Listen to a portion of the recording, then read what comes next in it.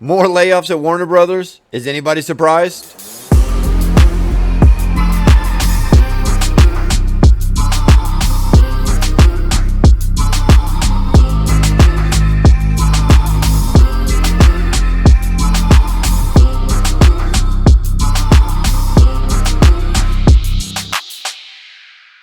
What's up everyone, Jared from Patriots and Pop Culture here. Thank you for checking out this video. If you are new to the channel, I'm going to go ahead and ask you to go ahead and hit that subscribe button and hit the bell to get notifications on future videos. And let's get right into this story about the Warner Discovery merger is about to cause more layoffs. And I don't think anybody is really surprised by this, except for the people who thought that Warner Brothers being shoved in with Discovery because AT&T is basically just trying to hand them off. Everybody who saw that coming kind of realized Warner Brothers is about to do another set of layoffs. And we've already had quite a few sets of layoffs over the past couple of years, a few of them particularly with DC Comics. And we have an article here that I'm going to go over real quick from the Hollywood Reporter, and it mentions a bunch of different properties owned by Warner Brothers. It does not mention, from what I could tell, anything about DC Comics, but trust me, if everything else is about to get shaved, DC is probably getting shaved as well, especially since they're not making the money that they wanted to make on the comics side. And there's not even really a guarantee that they're making all of the money that they want to on the movie side, or the TV show side, or the animation side. So some massive cuts could be coming, and it could hit DC just as well as it's going to hit everything else involved whenever they're trimming down the fat, because merging two companies together, there's going to be some what they like to call redundancies in staff. You're going to have executives who do the same job from Discovery as they do over at Warner Brothers, and they don't need them both. So either some people are going to get repositioned, change their titles, take over other people's jobs, but there's going to be some layoffs. So let's go ahead and check out this article from the Hollywood Reporter and see what it's all about. Discovery CFO talks Warner Media merger deal cost cutting. There's so much structural efficiency potential in the combination, Discovery Chief Financial Officer Gunnar Weidenfels told an investor conference. Structural efficiency potential means cutting costs. What is the biggest cost cutting that a company can do?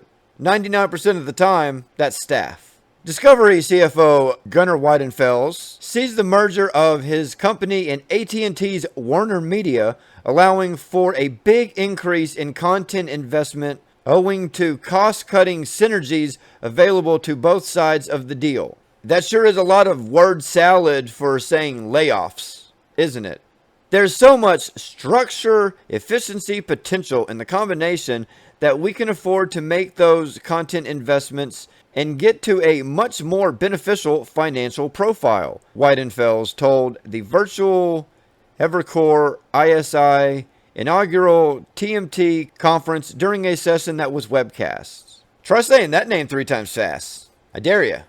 With the Discovery financial chief set to play a key role in the critical integration of the Discovery and Warner Media units, Weidenfels was asked how both companies can best capture value creation from their mega merger.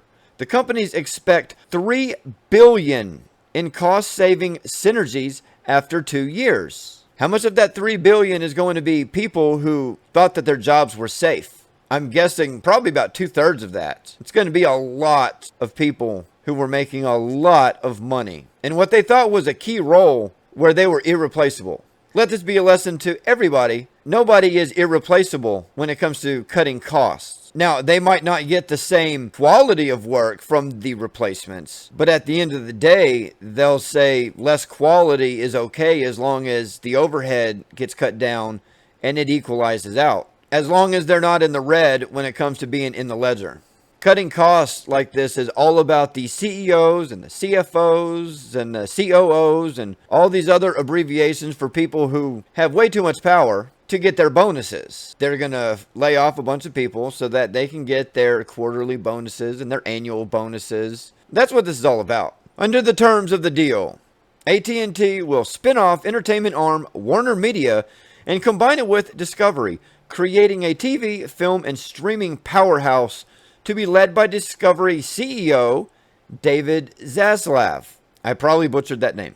AT&T Warner Media owns the likes of the Warner Brothers Studio, HBO, and streaming service HBO Max, as well as the Turner cable networks, including CNN, TNT, and TBS. Discovery's reality TV-heavy properties include Discovery Channel, HGTV, TLC, Food Network, OWN, and Animal Planet. I understand that Discovery has a lot of properties that Warner Brothers and AT&T probably thought was a really good idea to go ahead and merge with, create this powerhouse, probably the only thing that's going to be able to compete with the likes of Disney Plus and Netflix. Even though Netflix is losing content almost daily with all these other streaming services coming up, and their original content is not enough to keep a lot of people on board, given the fact that their price keeps going up so that they can do the original content, because they're losing the licensing rights to almost everything that they've had over the past 10 or so years. Anything that was Disney, anything that was Fox, anything that was NBC Universal, that stuff's now going over to Peacock. Anything that was Warner Brothers is now going over to HBO Max. Now, some of it is still on at Netflix, but for how long? Whenever that particular licensing contract is up, it will no longer be on at Netflix. What will they have left? I mean, they're not even going to have anything from Paramount and CBS anymore, because Paramount Plus took over what CBS All Access was. Maybe we're starting to be at the point where we have too many streaming services, and it's about to start costing as much as cable would anyway. I don't have all of these streaming services. I don't see a need to have all of them. Honestly, right now, the only thing that's streaming at my house, at least on my side of it, not counting other people in the house, but for me, is I'm streaming Funimation constantly just so I can get caught up on some animes that I'm very, very far behind on because I started at 38. I'm personally not surprised about any of this, given the fact that we've already seen some of the signs that they were going to merge a bunch of stuff even before this Discovery deal came to be. If I'm not mistaken, Warner Brothers owns Crunchyroll, but they're also trying to find a way to get it over to Sony in some type of acquisition. So they are unloading some of their properties, and they will be consolidating a lot of stuff. It looks like Cartoon Network is going to be rolled into HBO Max when it comes to the Adult Swim stuff. And I wouldn't be surprised if Cartoon Network eventually is off of cable networks completely and is only exclusive to HBO Max. Look out for the possibility of that happening. They are going to try every possible way to incentivize people to get HBO Max. And what they could get in subscribers for a cheaper cost for all of their stuff in comparison to what people are paying for cable, which cable and satellite are both outrageous. No matter what way you look at it, you might be able to get a little deal for a year or half a year, but as soon as that contract's up, and you get that normal price again, you better start shopping for another service because most people can't afford it anymore. It's absolutely outrageous how expensive cable has gotten. And the old saying, at least to me, really does still apply with cable. You have all those channels and still nothing to watch. Because most of the stuff that's on cable is not really good stuff to begin with. You have to get these premium stuff like HBO and Showtime and all that kind of stuff to get anything that you actually want to watch, even when it comes to original content. Their original TV shows are by far superior because they have less restrictions on what they can do because it's not network TV. But it looks like a lot of stuff from cable, just like it's getting away from Netflix, a lot of stuff might be getting away from cable very soon too. And this acquisition for Warner Brothers and Discovery, I would not be surprised if they do eventually overtake Disney Plus, especially with all of the bad press that Disney has been getting lately with everything that they've done over the past couple of years. Like, we're only a couple of years removed from whenever they shrank Finn down on the Star Wars The Force Awakens poster to be really small in the bottom right corner, and they covered Black Panther's face in the poster for China because they didn't want the advertisements to show that it was starring a black man. They fired Gina Carano for having an opinion whenever the opinion on the other side from her co-star in The Mandalorian, Pedro Pascal, was far worse than what she said. Hers was about coming together and not letting the government mind control you. His was calling half of the country a bunch of alt-right Nazis and racists.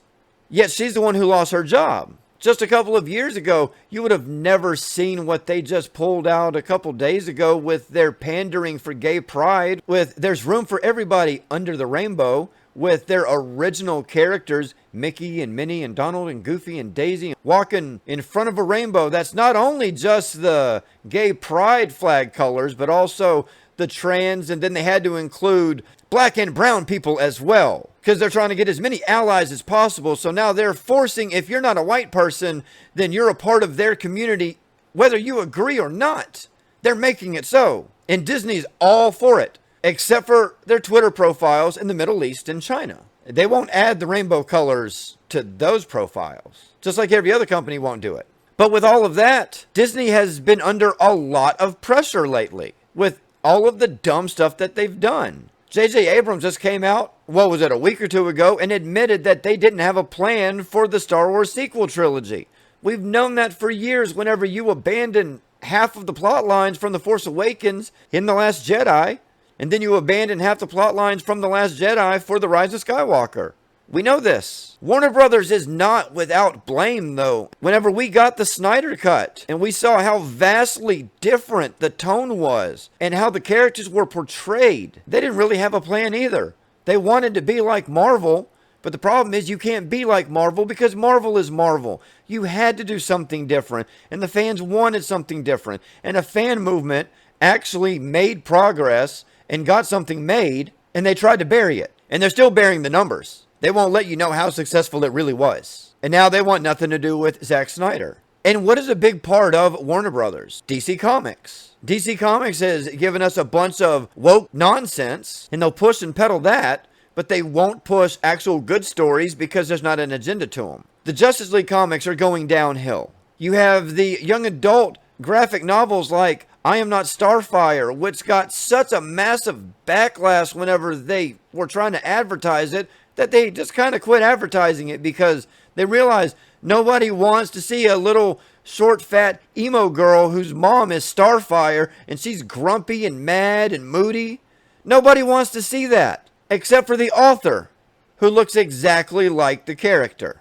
So yes, both companies, both Disney, who owns Marvel, and Warner Brothers, who owns DC, and all of their mergers, because we already know Disney Plus has National Geographic, and now Warner Brothers with HBO Max is going to have Discovery Plus. It will be the only thing within probably the next year, 2 max, that will be competing with Disney Plus.